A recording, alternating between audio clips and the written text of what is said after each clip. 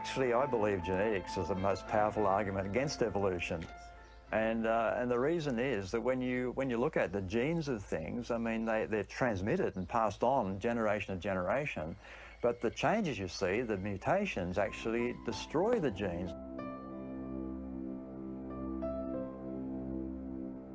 What biologist does is actually it studies the genetics, the genetic information, the transfer of genetic information, the control of genetic information, or in my field, biotechnology, how to change that intelligently to create something novel. Darwinism has nothing to do with that.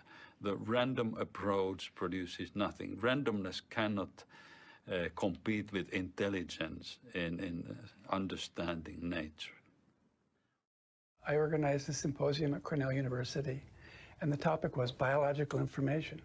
And all of the scientists agreed on one thing, and that is that information is fundamental to our understanding of what life is. Information is, in a sense, what makes life life.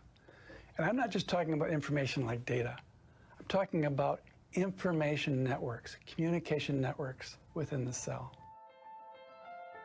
One of the most amazing information transfer systems in the cell involves the way proteins are encoded in and decoded from strands of DNA. Starting out with these long, fragile, sticky strings of DNA, an amazing machine called an RNA polymerase zips down the strand, opens up the coils, and copies the DNA into another molecule called RNA. And RNA uses a slightly different language convention. It still has 4 letters like DNA, but instead of A, C, G, and T, it has A, C, G, and U. The RNA then leaves the nucleus and another amazing machine attaches to it. It's called a ribosome, and it is in charge of translating from the language of the RNA with its 4 letter bases to the language of proteins with their 20 different amino acids.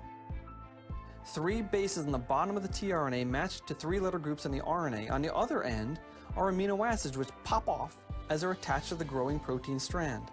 But the process isn't finished because most proteins need help folding properly. And that's facilitated by little molecules called chaperones. They attach to and protect the unfolded protein as it's transported to a watermelon-shaped molecule called a chaperonin, which folds the protein into its final form.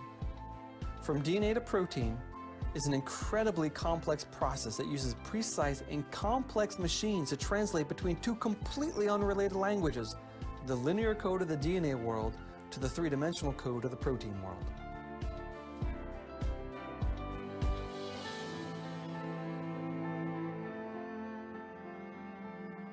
If we look into these complexities and into these codes in the genome and in the working together, the operating system in the cells, then it is very hard to exclude that there hasn't been intelligence behind it. And I think that is what the creationists recognize in these systems. How did this incredible communication network that's even present in the simplest cell, how did it arise? Well, you need 3 things for it to arise. Number 1, you need a language. You can't even conceive of a communication system until there's a language, because there's senders and receivers in the cell. Secondly, you need communication channels or networks. It's a little bit like the hardware that enables the internet. And thirdly, you have to have meaningful information that is being translated into language and communicated through the channels of communication.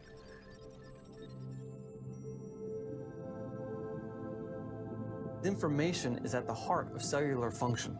Did you know the cell even has a post office? They're these specialized molecules called kinesins, and they're in charge of delivering packets of material to different parts of the cell. But in their journey, they go to pre-specified destinations. Without that addressing system, the cell couldn't even work. Information, communication, and language. They're non-material entities. They arise through intelligence, and they're mutually defining. So you can't have one without the other. They all have to arise at the same time. Yet the information in the genome is much more complicated than we first thought. In fact, the genome contains multiple levels, multiple dimensions of information. Start with a 1-dimensional string called DNA. Upon this, there's this huge 2-dimensional network of interactions amongst different parts of the genome with each other. Then we have to fold the DNA into a 3-dimensional shape that changes shape in the 4th dimension, time. To To make it even more complicated, it's now known that most parts of the genome code for more than one thing at the same time. Overlapping codes are almost impossible to improve upon, because if you improve one of the codes, you are destroying or disrupting one of the other codes. So what I mean by overlapping codes, of course, is that the same sequence of DNA has more than one message. And that is now very, very clear. Most of these overlapping codes are found in the so-called junk DNA. Since only 2% of the genome actually codes for protein, scientists decided decades ago that the rest is unimportant, leftover garbage from our evolutionary history. But that view is now seen to be quite naive, as the genomics revolution has shown that non-protein coding portions of the genome are actually quite active, not for creating proteins, but for creating something similar to DNA called RNA, which is one of the cellular workhorses and which often affects the production of protein down the line. The junk DNA also contains lots of other codes for controlling many different functions in the cell. So basically, a lot of scientists now understand that the junk DNA paradigm was profoundly wrong and will be recorded in history as one of the greatest blunders of science. And it was driven by an ideological commitment to the Darwinian concept. Similar to the junk DNA myth is the myth that the human and chimpanzee genomes are 98% identical. That figures continue to decrease as we learn more about genetics, and the figure is now much less than the earlier estimates. But the number really doesn't matter, because humans and chimpanzees, they look similar, we behave somewhat similarly, we live in the same environments, we eat the same foods. Both the creationists and the evolutionists expect them to be similar genetically. Creationists simply believe it's due to common design, not common ancestry.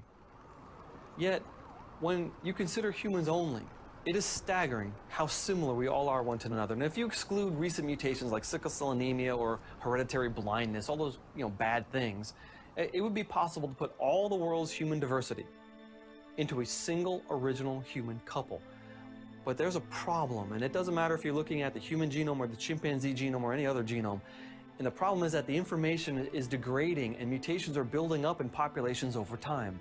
So I've been studying genetic entropy for the last 13 years, and it's a really profound problem, and it's something widely acknowledged by geneticists, and it is the problem that bad mutations accumulate in the human genome. And this is best illustrated by just considering it on a personal level. In your body or in my body, we have about 3 new mutations every time a cell divides. So this is sobering because it's the reason we die. And so the reason that we get old and all of our systems start to break down is because of this mutational process and the accumulation of bad mutations in our genome. It's why there's an upper lifespan.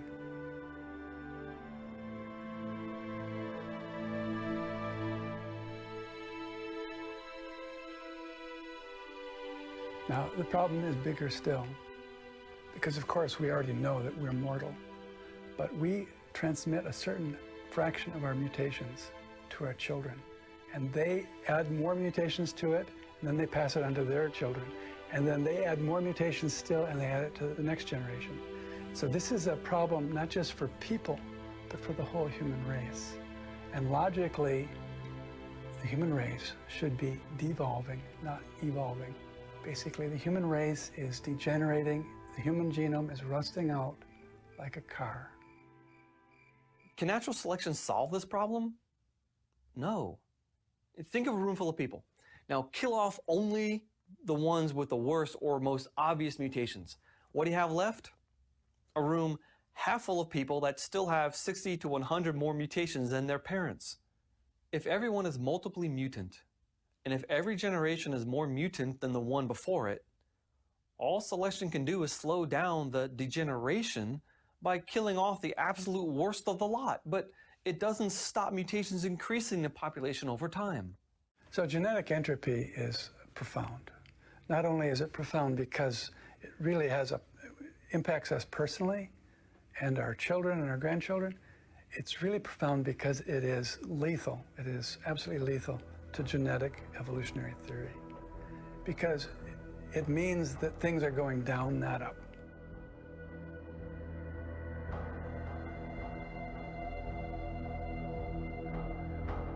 All modern Scientific evidence points to the decay and destruction of an original good design. If you like, good information getting worse. But where did this good information come from in the first place? How did life begin? Even under an evolutionary scenario, the first cell would have to have been horrendously complex.